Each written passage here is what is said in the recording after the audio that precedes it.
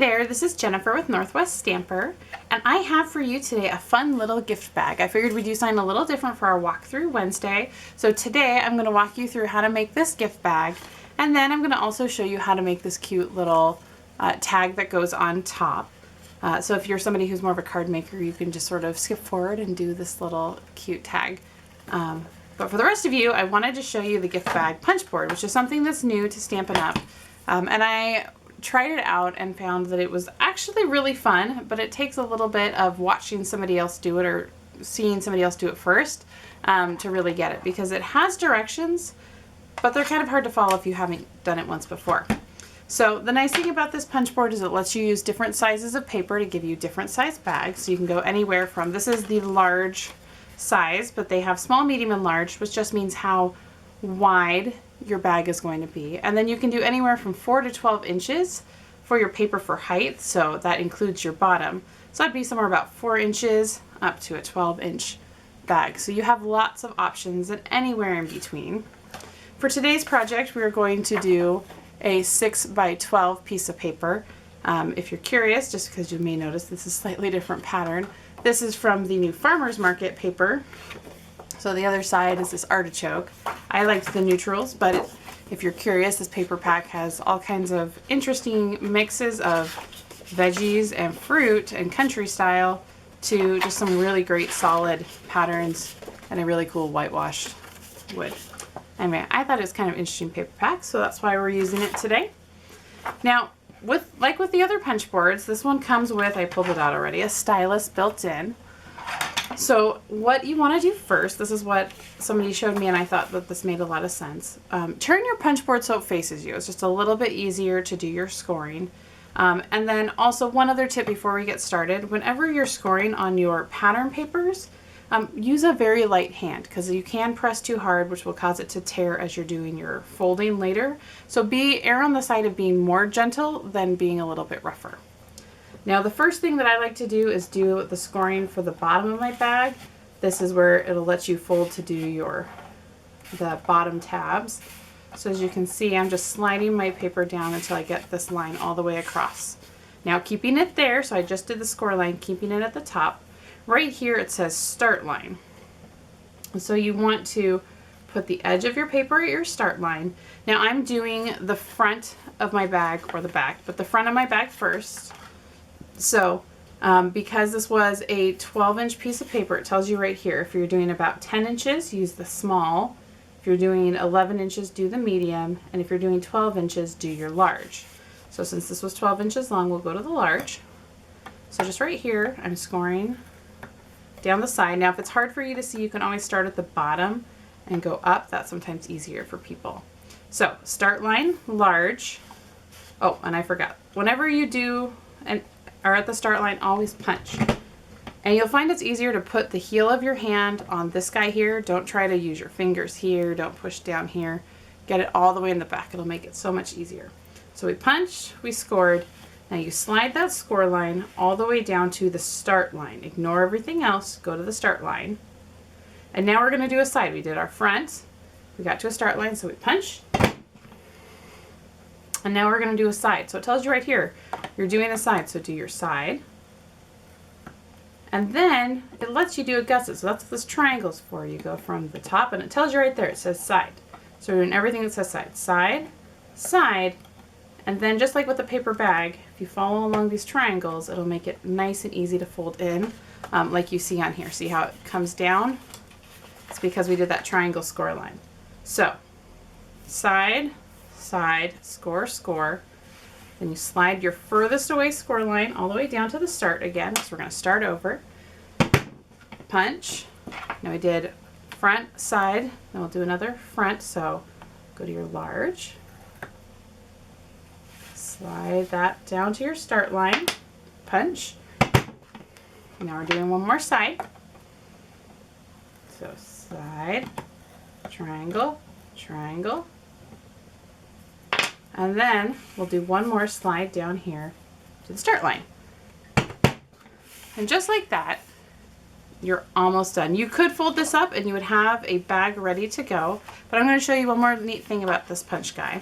So if you flip him over, What we're gonna do now is it has on the other side is it has hole punches, which is what made it really easy for these strings to go all the way through. So you're gonna start over here on this edge that you started with, line it up. There's a little gray notch here. Maybe I can lift it up so you can see a little bit easier.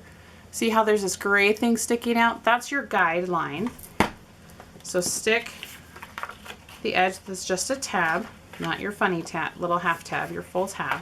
Slide it in so it's along that point, so that point is in right on that line. Punch, and that's going to give you one hole. And you're going to slide down to the next little, oh, you can't see very well. Let me move this up a little bit for you.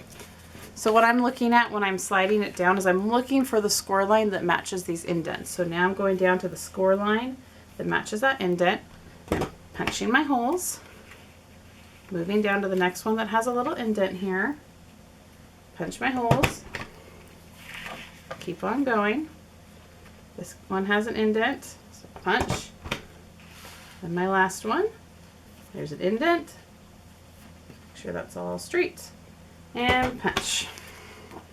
Now I have my holes, and now I'm ready to start folding.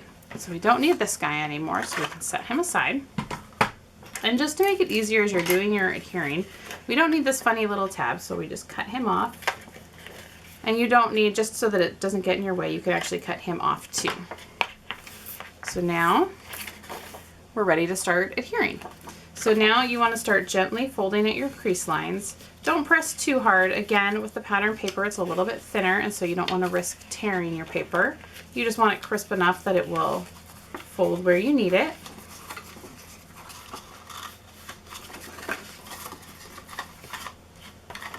Okay, you see this starting to come together? So when you go to do your adhering, I like to use my fast fuse because this is the next best thing to sticky strip, maybe even better because you don't have to deal with that red tape. You just want to run it down just like a normal tape runner, but when you get to the end, make sure you go really quickly to the side. Don't go up, don't go slow. Be real serious about it, otherwise it'll start stringing off and it'll get tacky and make a big mess. Down, over. Okay, so now you just line up these edges or the corners. So I am just lining him up here and down here. And now I have my box. And now I'll do my bottom. So I'm just going to add a little bit of my fast fuse. Whoops. There. I add just a little bit on here. Because now I can tuck in one side.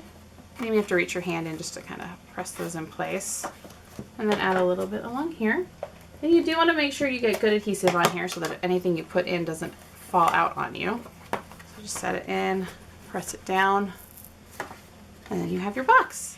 And because of those gussets, it will fold on the side nicely, and your holes should line up so that now if you have a piece of string like this vanilla satin ribbon, you can tuck it in on one side, pull it through, and tuck it in on the other.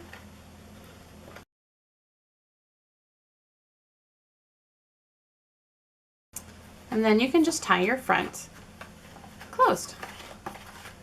So I just tie it here, tie it on here, just did a little knot, and you have a cute little bag.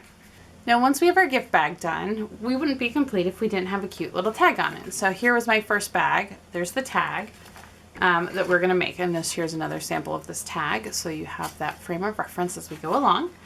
So to do this, we're going to use the You're So Sweet stamp set. This is one you may have seen me use before. I love it. It coordinates with the mini treat bag, even though we're not die set, even though we're not using the mini treat bag today. I still think it makes great tags. So these are all the dies that come, and most of them, a lot of them coordinate with that stamp set, but we're specifically using this little banner.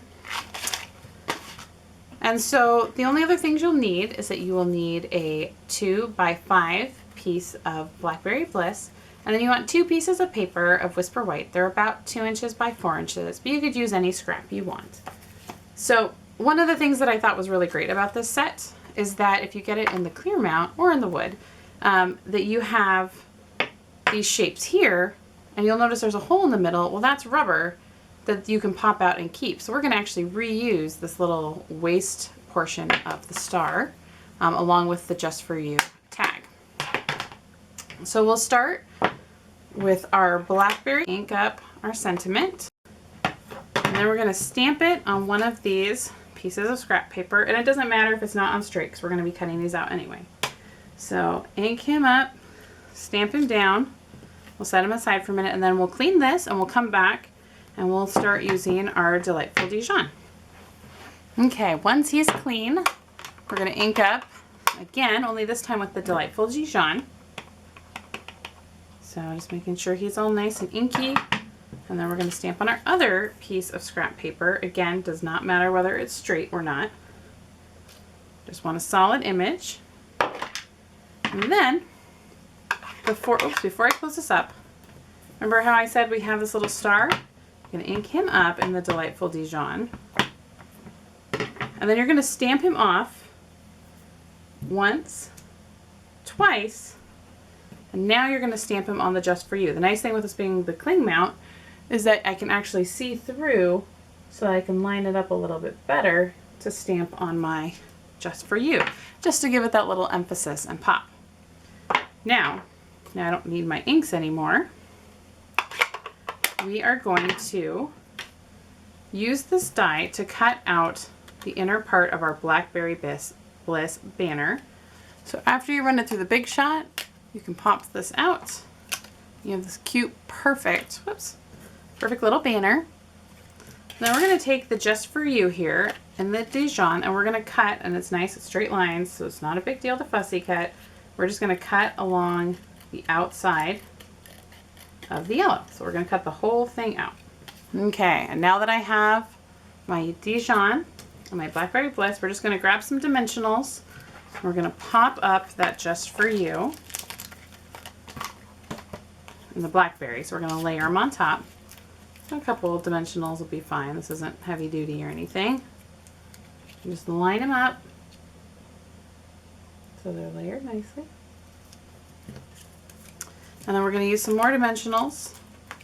We're going to put this, probably a couple will do you, on top of this 2x5 piece that I showed you. You're just folding over in half to make your little tag. So you can just, I put my dimensionals in the middle here. If you want to be safe, you can put them on there. So you just take that. And then I wanted to add a few little pearls to the top of here. So I'm just going to go put my pearls on the center here and here. So this is my big pile of pearls.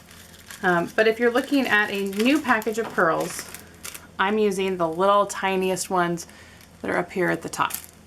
So this is just a scrap that I have. I like using my piercing tool because it makes it easy to just pick them up. And then when I set it down right on those little dots, I can press with my thumb and it goes exactly where I want it to go. It's a little subtle thing, but it just classes it up, I think. And then finally, I'm going to take my 1/8 inch circle punch, and I'm just going to punch a hole here in the corner for my twine to go through. I will grab a little bit of linen twine here. Don't need a lot, just a little, just enough to be able to tie, because then what I can do is string it through, and then I just loop it through this vanilla here, and then I just tie a really quick little square knot. So as you always hear me say, right over left, under and through, left over right, under and through.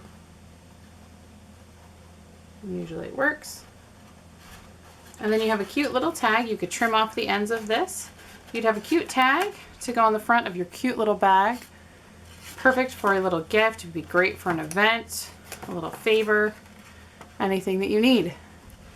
So I hope you'd enjoy this. I hope it gave you some interesting ideas, not only for using the gift bag punch board, but for also using another idea for using this You're So Sweet stamp set. Because this really is just a fun, I mean, see, that would be just so cute to be on the front of there. It's just a fun stamp set that you can do all kinds of great things with.